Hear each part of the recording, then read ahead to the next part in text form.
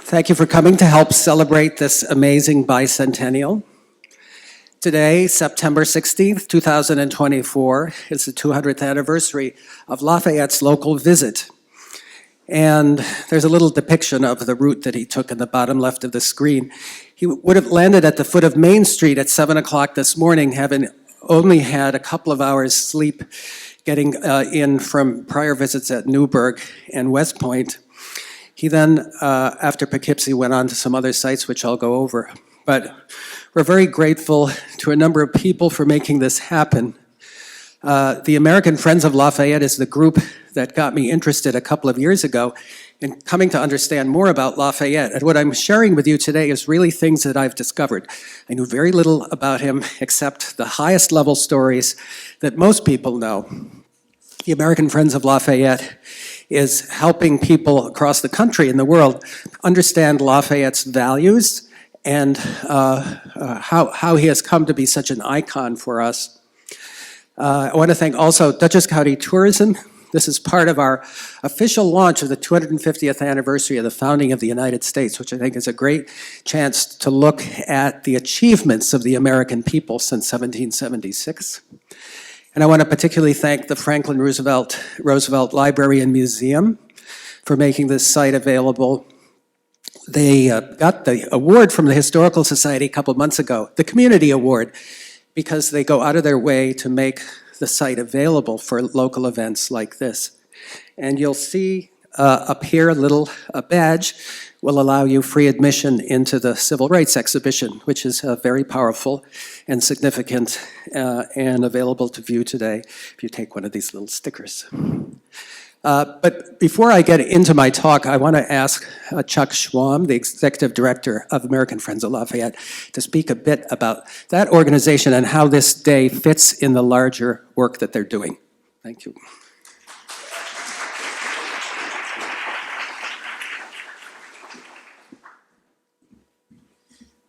Thank you, Bill. It's nice to see that Bill has legs, because for the last 2 years I've seen him on my little screen. We have been working on this for 2 years, and today is Bill's vision, and we signed off on it, and I'm very honored and thrilled to be associated to what Bill's doing. Thank you so much. My name is Chuck Schwam. I'm the Executive Director of the American Friends of Lafayette, and I'm also the National Bicentennial Chair. And my partner in crime is here today. That's Patty McClay. She's the Vice Chair. Patty also holds a title with the DAR that I'm going to recite here. National Chair, Franco-American Memorial Committee, Daughters of the American Revolution. Thank you, Patty. We're following Lafayette's footsteps around the country, and as you can see, the American Friends of Lafayette were born in 1932 and at Lafayette College, and we currently have 1,500 members, and we're growing like it's unbelievable. Several members a day we're growing by, and what's happening is the reason we're growing is because Lafayette has come back, and we're celebrating that event. Lafayette came back in 1824 on August 16th, and on August 16th, we celebrated that in New York City, and our chair of that committee is also here today, and that's Susan Minker. Thank you for being here, Susan. And that started everything, and now 13 months of craziness, because my hair used to be black. But yeah, he was here for 13 months. He was only supposed to stay for 3, but everybody wanted a piece of Lafayette. When he showed up in New York in August 16th, 1824, 90,000 people showed up. Only 110,000 people lived in New York at the time. So if the Beatles think they were the first rock stars to come, I beg to differ. He traveled 4,000 miles, and over 6 million people saw Lafayette during the tour. And in some of the smaller cities that we're visiting around the country, Lafayette's visit in 1824 is still the most important thing that happened in that town. It's kind of incredible. And as we travel around, we're trying to accentuate 3 things that we think are important. Number 1, history is important. All the questions about the future can be answered simply by looking in the past. Everything is cyclical. In 1824, we were going through a really tough election. Our country was divided, and look where we are now. So we're just trying to make sure people understand that history is an important thing. Math and science are important, don't get me wrong, but history is important too. The other thing we're trying to talk about is the Franco-American alliance. A lot of Americans, sure, they know that we came to the French aid in World War I and World War II, but what they might not know is at the Battle of Yorktown, the final major battle of the Revolutionary War, there were more French soldiers there than American. We would have not won that war without the French, without their help, without their money, without their guns, without their ships, and that's a debt we owe them. And this friendship that we have with them is almost 250 years old. So this is an important ally that's been an ally of ours more than any other country, and we want people to learn that. We want teachers to teach that, and that's another one of our goals. And of course, our last goal is him, Lafayette. Why we want to make sure people know about him, not only as a swashbuckling young general in the 18th century, but more importantly, and what we're going to talk about today, as a human rights champion, as an abolitionist, as a feminist, as a friend of the Native Americans, as a how do I say it, Patty? As a conservationist. I just added that to my repertoire, I'm sorry. Thank you, Patty. And also, you know, as a man that believed that all people were created equal. He believed in it. We wrote it, he believed in it. And when he came back in 1824 and he saw that we weren't living that way, he was disappointed. So we're going to talk about that today. Lafayette is a human rights champion. That's where we're getting most of the traction. That's what we want to talk about today. And thanks to Bill, that's what we're going to be doing. I'm honored to be here. Thank you so much, Bill.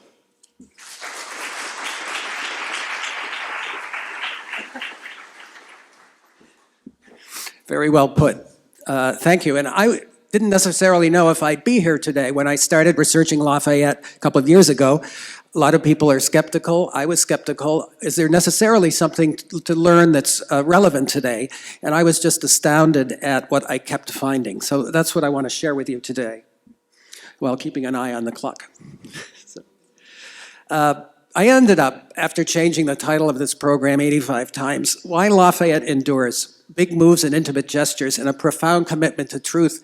And I think when I take you through what my findings are about Lafayette's relationship with local people, as well as his international moves, is that he was a man who was deeply principled, deeply committed to the truth. He has some great quotes about what truth is. Truth is a timely topic these days. And the idea of big moves and intimate gestures, I think, is more about walking the walk, actions speak louder than words, all those things where often leaders may talk about an ambition or even inspire us to an ambition, but not do the hands-on work. Lafayette did the hands-on work. So that's how I ended up with these particular words of introduction. It is about the Franco-American relationship at the core of it.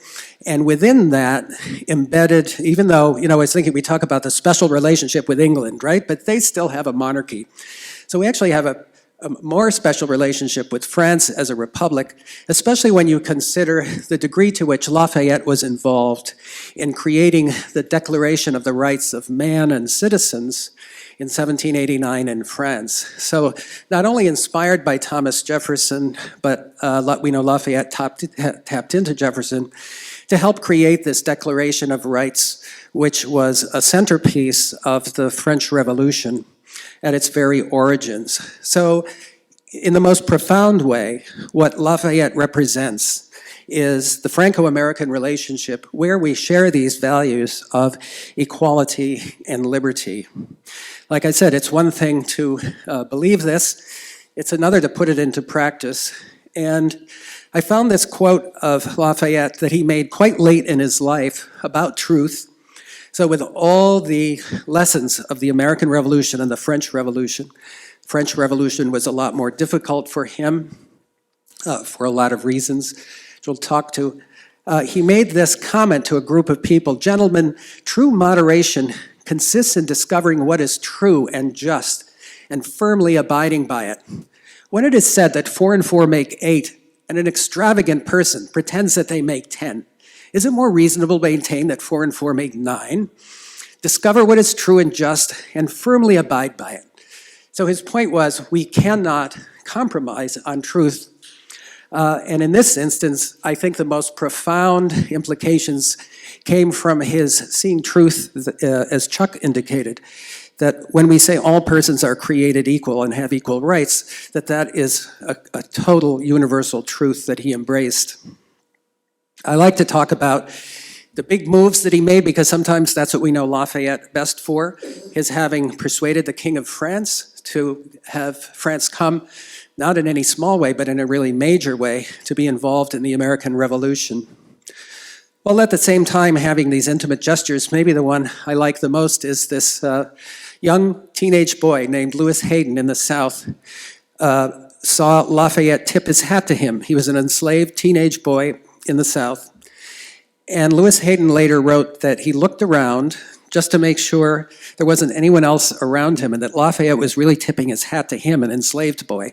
And he said once he realized that it was truly Lafayette reaching out to Lewis Hayden and recognizing him, that he decided to dedicate his life to becoming an abolitionist. He ended up being elected into the Massachusetts Senate, and Lewis Hayden is one of the better-known abolitionists, black abolitionists of the time.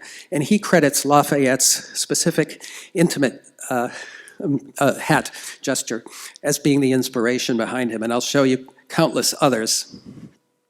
So I think there were many French leaders who came to America in 1776 looking for glory, and it was getting a little annoying to Congress because it seemed more that the persons coming were more interested in a title or some compensation.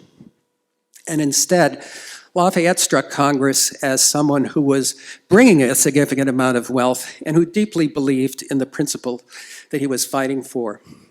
So incredibly, amazingly, Lafayette was only 19 years old when Congress made him a major general.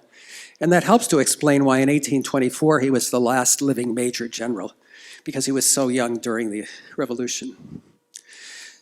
So while some leaders stepped in at a very high conceptual level of leadership, there were all these revolutions going on at the same time underneath. Race, the debate and discussion was largely around slavery, gender, and faith. All these mini revolutions were happening underneath the bigger ones. And then within that, there were named persons within the movements, like the questions around race and Lewis Hayden as an example. And what I think is unique about Lafayette is that he really embraced all those three levels. And while we know a lot about what he did with the abolitionist movement, I want to also point out a Mary Wollstonecraft, who was a feminist who inserted herself into the French Revolution. She was English, but was attracted to the French Revolution like many were, because that's where the action was. Of course, it kind of got bloody, it got a little out of control, it got deadly.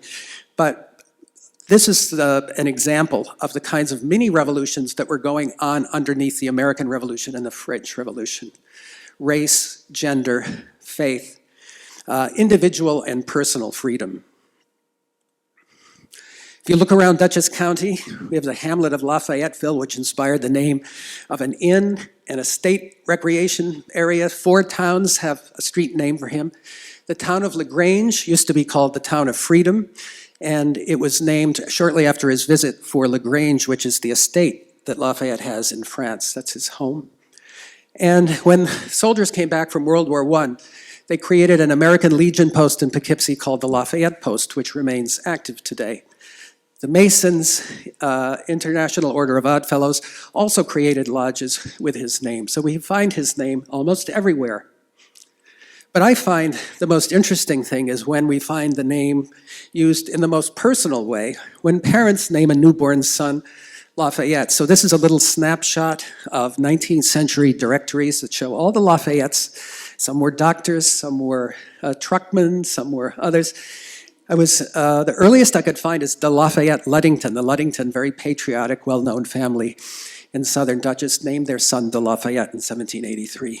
But we also find Lafayette Golds, the so-called colored laborer, Lafayette Johnson, another colored laborer, and we're going to talk a bit more about Lafayette Williams.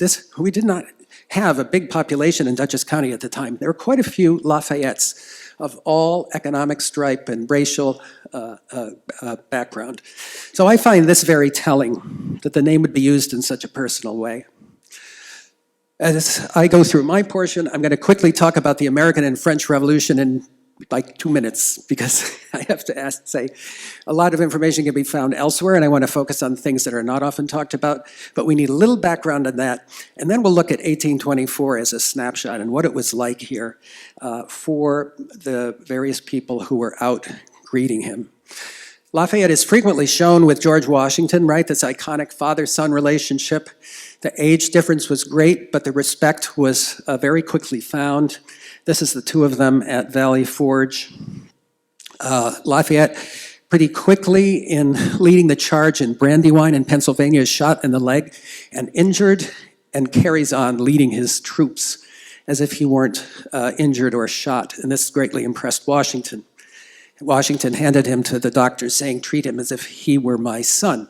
We also have stories of great victories, like at Yorktown in Virginia. So Lafayette would have been very well known to any local American for his role in the Revolutionary War and his iconic partnership with Washington. One of the more interesting things we have in our county historical society collections is this Masonic certificate of Nicholas Fish. And it's interesting for a couple of reasons. Can't understate how important the Masons were and how important Lafayette was to the Masons. I believe Lafayette is the most decorated, is the greatest number of Masonic honors that any person has ever had. This is a Masonic certificate for Nicholas Fish, who we see depicted on the far right. And some of the people signing this in 1780 would go on to be at the table in 1824 surrounding Lafayette and greeting him. So there are Livingstons and Swartouts and names that you'll find are very common in the Revolutionary War. So we'll keep an eye on Nicholas Fish because his descendants kept their involvement with Lafayette very much so. The Order of the Cincinnati was created, and George Washington particularly asked Lafayette to create an order for France, and this was meant and remains as the order of the descendants of officers in the Revolutionary War. And this was a kind of a sign, if you needed one, and you didn't really, that Lafayette was very well established and highly regarded by the elite of our country at the time. But it really didn't end there. We often see Lafayette depicted. This particular depiction on the left is meant to be at Yorktown with a black man who is James Armistead, who's often associated with Lafayette. The artistic depiction of the black man as kind of a body servant or waiter, as they would have called him at the time, is kind of an iconic but not historically accurate role for James Armistead. James Armistead was deployed by Lafayette as a double agent in military intelligence, and James Armistead infiltrated the highest levels of the British military, acting as a double agent and bringing information back to the Americans. So well beyond a waiter. This was, I think, especially considering that at the time, the argument was that these persons of colors do not have the intellectual capacity to be anything but enslaved, that Lafayette would deploy this person in the most sensitive of military intelligence ways. Unfortunately, when James Armistead finished his service, he was returned to slavery, and it wasn't until, and here I go with what I mean about these intimate gestures. Lafayette picked up a pen and personally wrote about James's service, saying he gave essential service in intelligence from the enemy, and Lafayette was able to ensure James Armistead's freedom. That, to me, is an amazing story, that he didn't forget about James Armistead. He kept an eye out for him very carefully.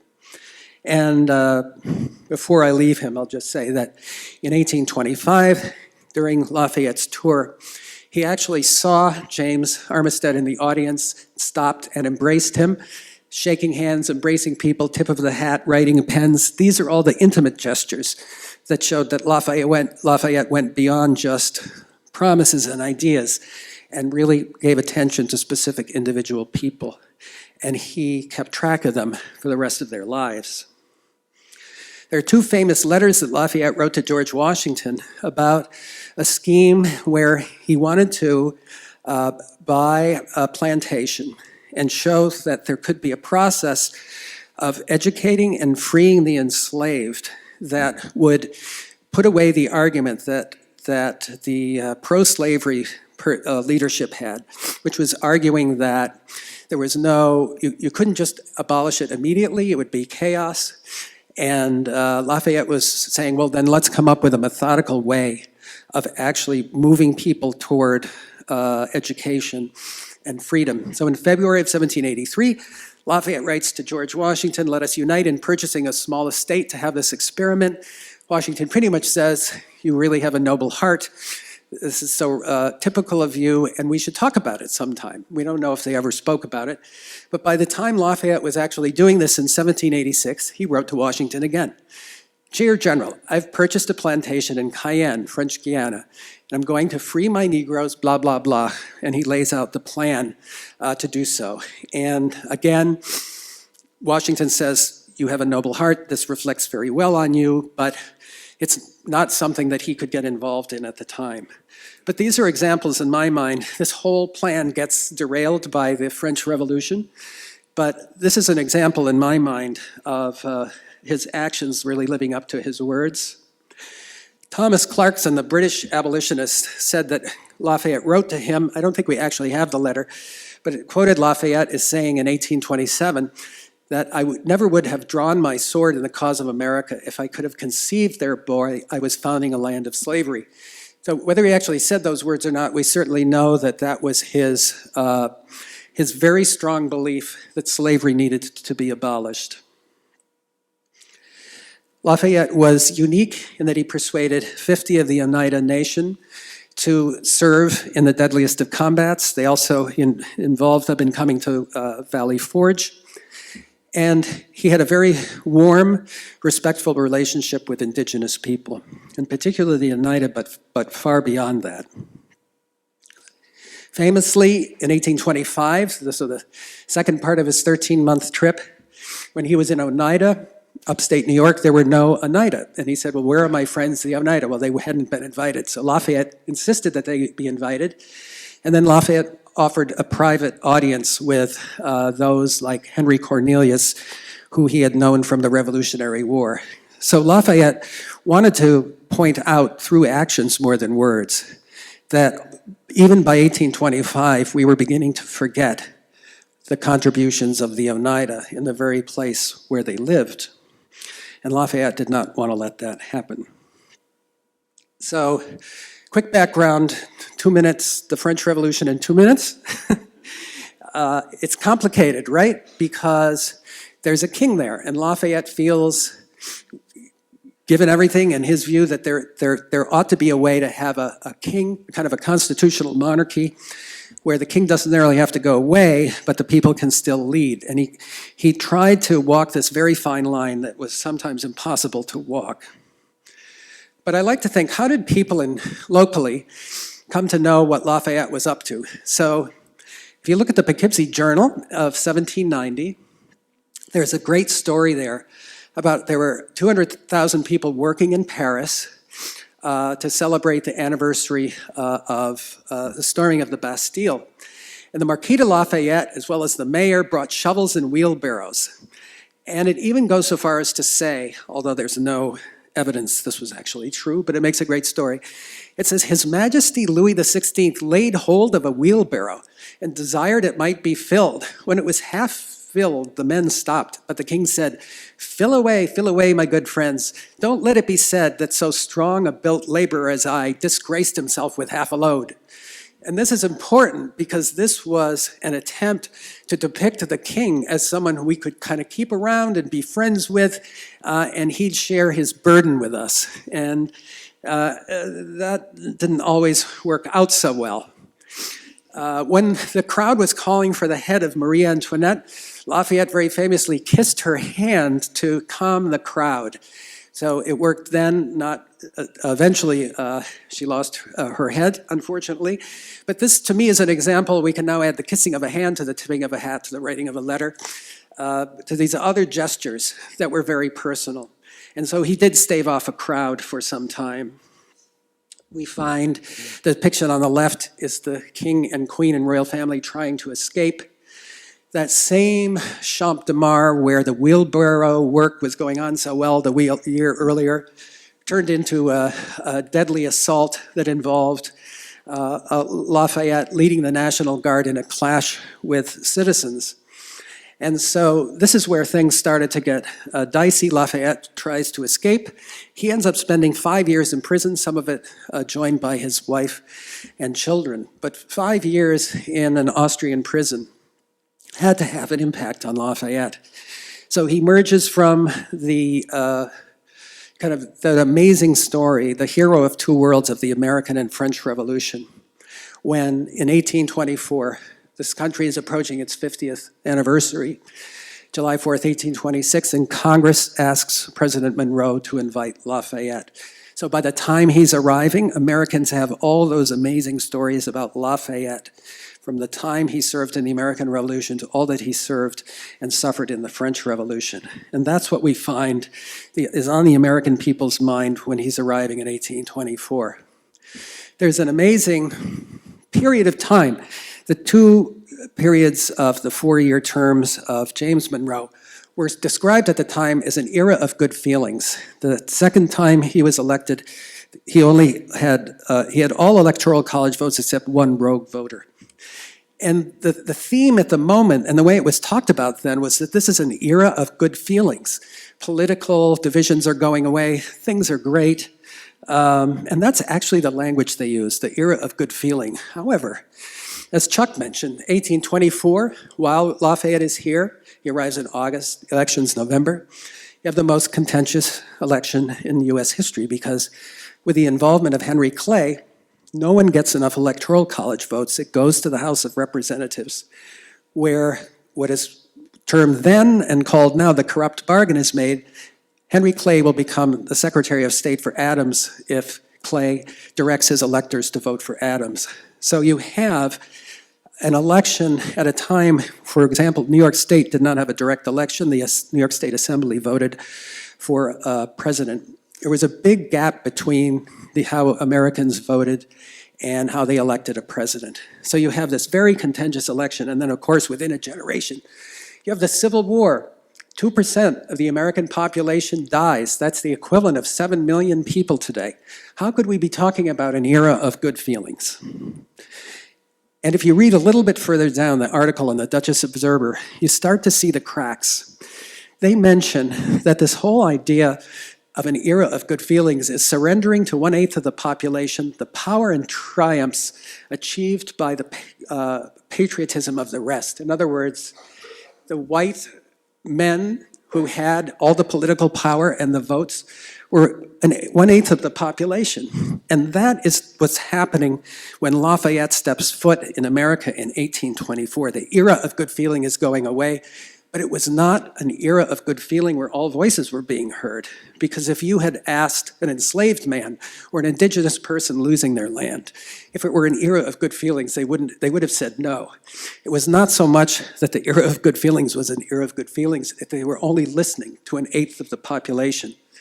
So Lafayette arrives at a critical time in the United States where these other voices want a seat at the increasingly diverse American table, whether that's based or regardless of race or gender or faith. This is also from our collections, an invitation to the Van Vliet family to attend the Fete in New York City, which was the beginning of Lafayette's tour up and down the Hudson. He went from New York City to Albany and back. The ball was postponed, like not once, but twice. It added to the incredible sense of anticipation because Lafayette was running behind constantly, I think because he was shaking hands, kissing babies, tapping out all of those intimate gestures we love so much.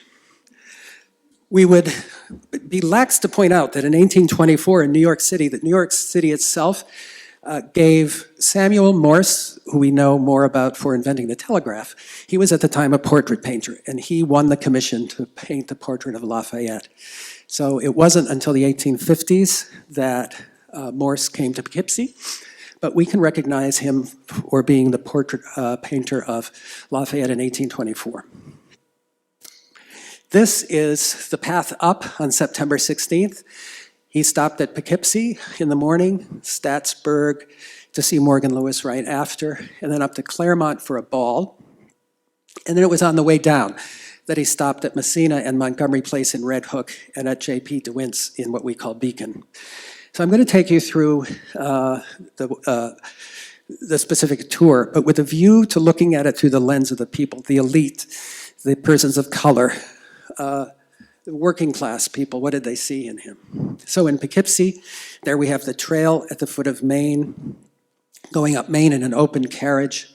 The mayor of Poughkeepsie, C.V. Frost, was a Quaker, and as such, did not feel it was appropriate to be too visible in both the pomp and ceremony and the military aspects. So C.V. Frost, the mayor, loaned his beautiful horses and carriage, but remained out of sight until Lafayette got to the hotel, because the Quakers were always a little bit concerned about things too militaristic or involving pomp and circumstance.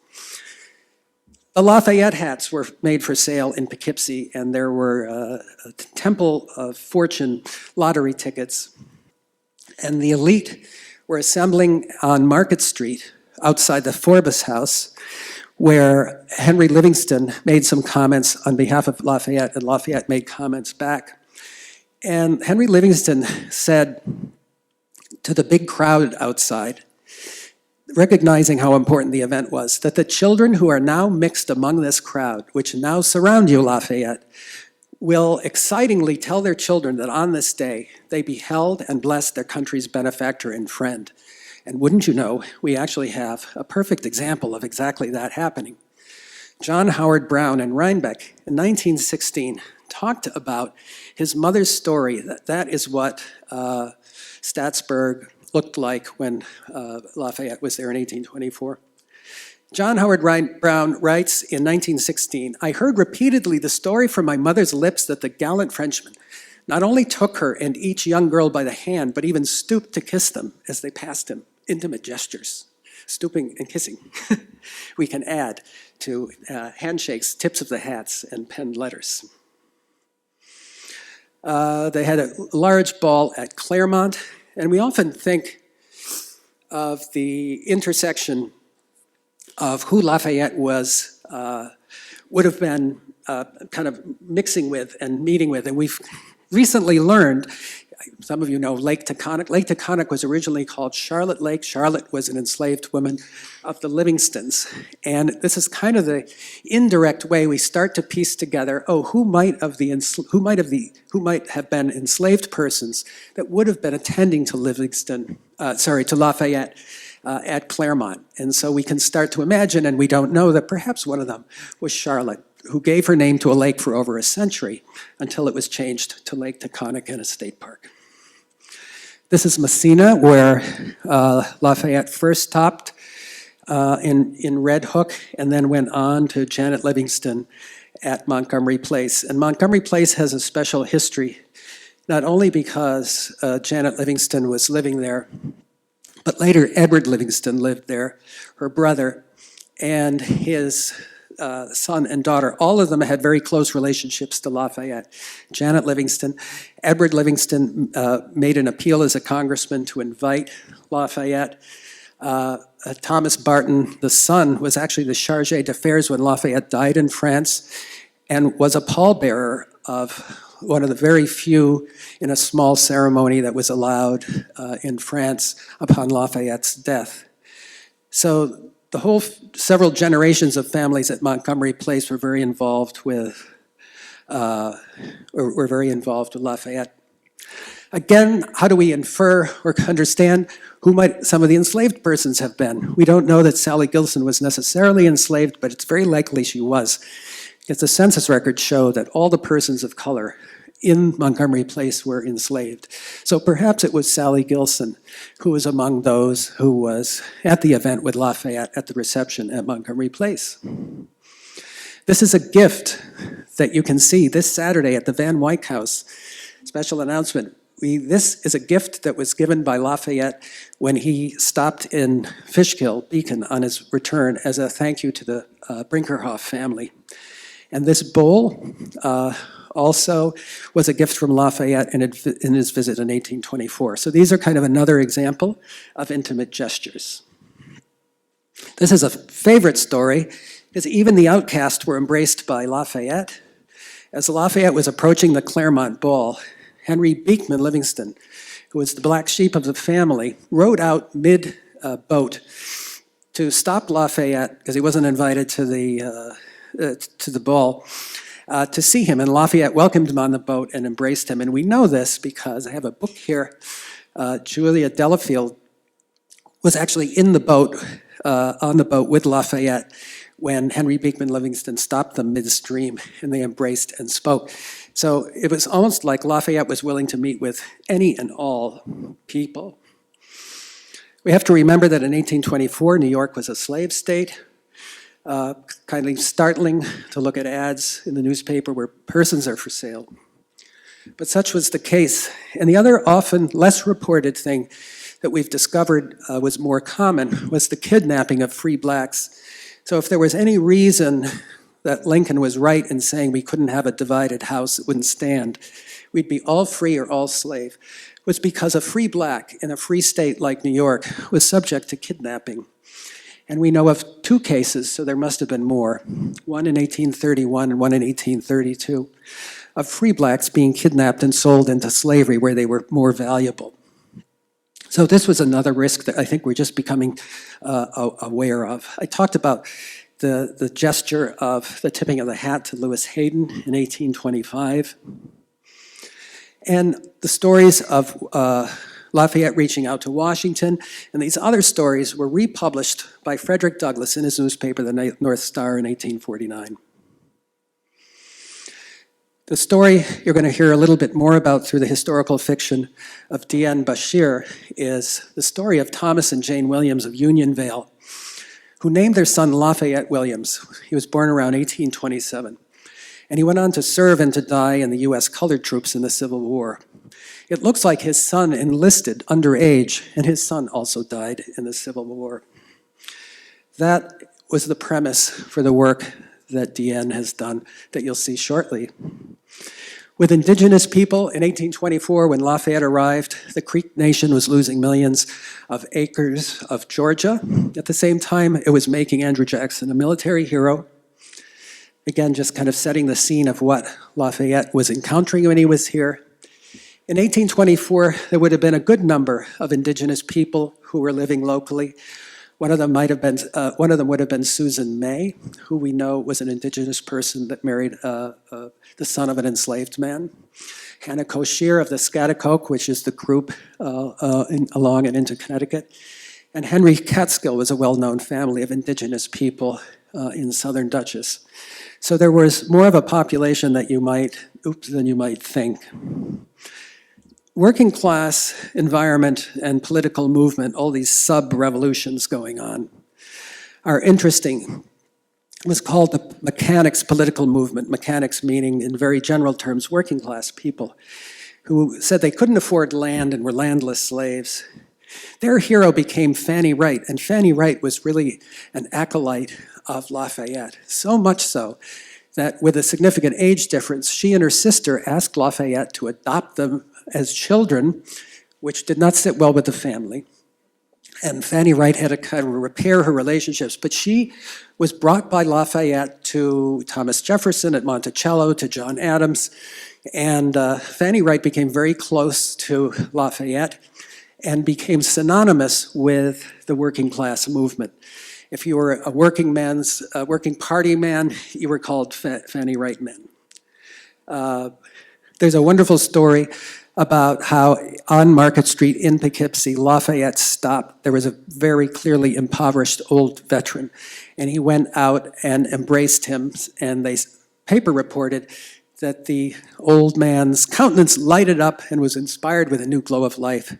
Another kind of intimate gesture by Lafayette, regardless of kind of economic status. So Lafayette does die eventually in 1834. And as I said, an important link to the United States is Thomas Barton, the Chargé d'Affaires in France, who's in charge of those plans.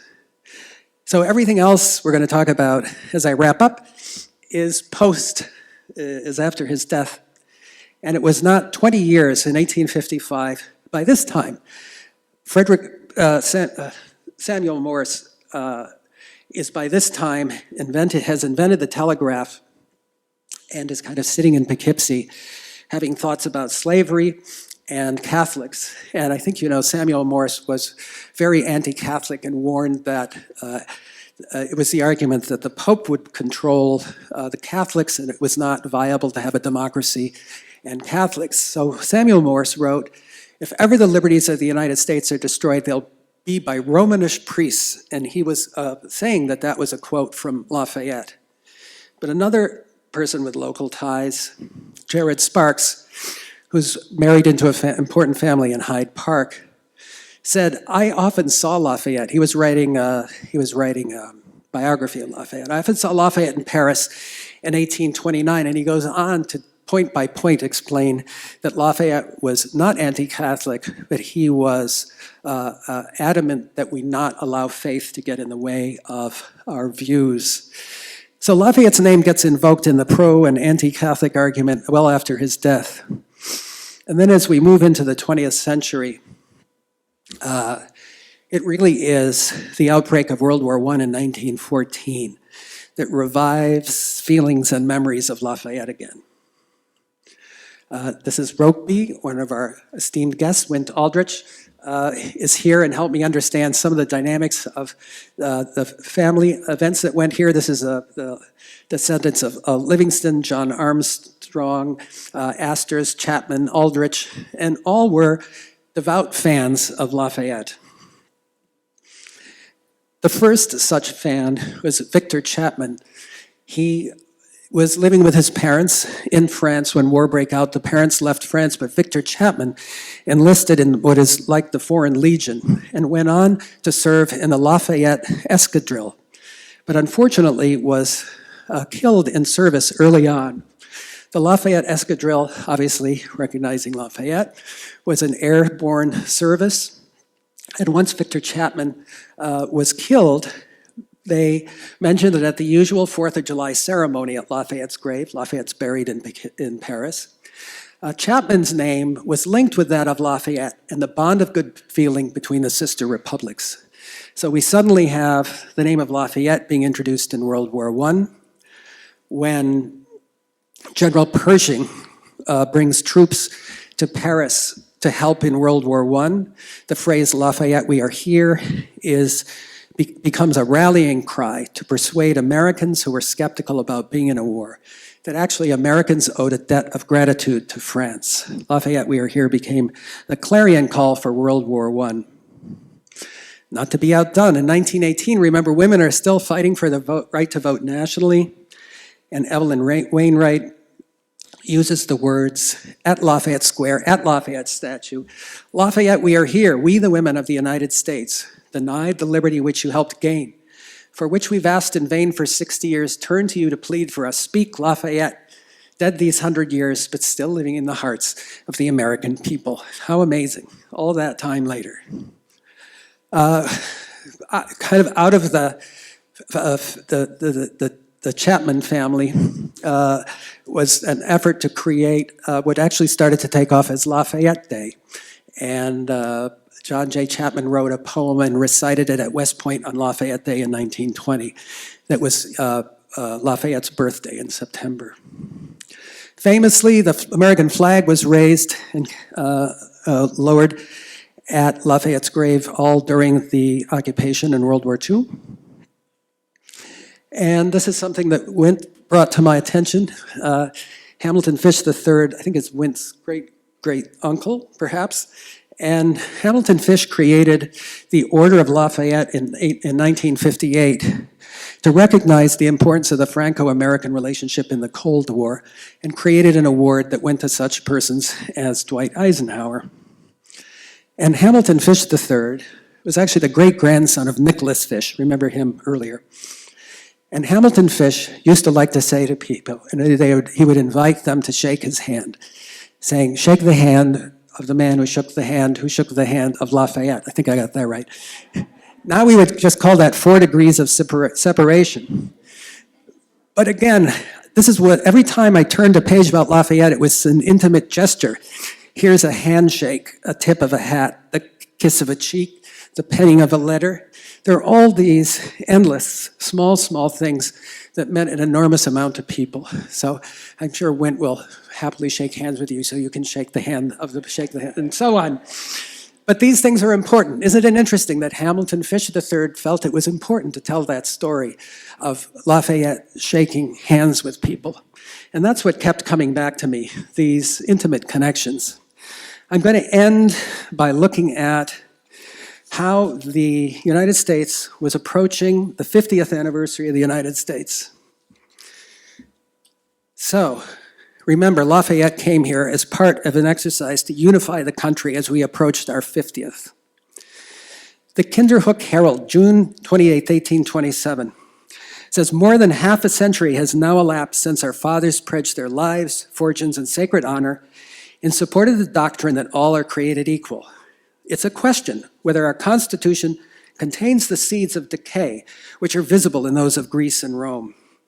The general increasing intelligence is that we can assume that a formidable barrier to the roads of luxury and a form of an insurmountable obstacle to the accomplishment of the designs of artful demagogues may actually be successfully pushed away. So it's not visionary then to suppose this fabric will continue to increase." And then they go on to say that the 50th is particularly important because July 4th, 1826 was the day that slavery was abolished in New York State. So as we move on to the 250th anniversary of the American Revolution, I think there's some really interesting parallels to draw from Lafayette, and among them are, what principle are we standing for, especially around the idea that all are created equal? How truthful are we being? Are we abiding by the truth? Or are we saying that 4 and 4 makes 9 to accommodate someone who says it's 10? Are we making big moves on the big stage? And are we following that up with intimate gestures on a very personal and intimate stage? And this is why I came to believe, after looking at Lafayette for a couple of years, that the lessons of his leadership, which was not just to talk about things, but to do things, and then to follow up with them literally to the end. That these are valuable lessons as we approach the next anniversary of the United States. And with that, thank you.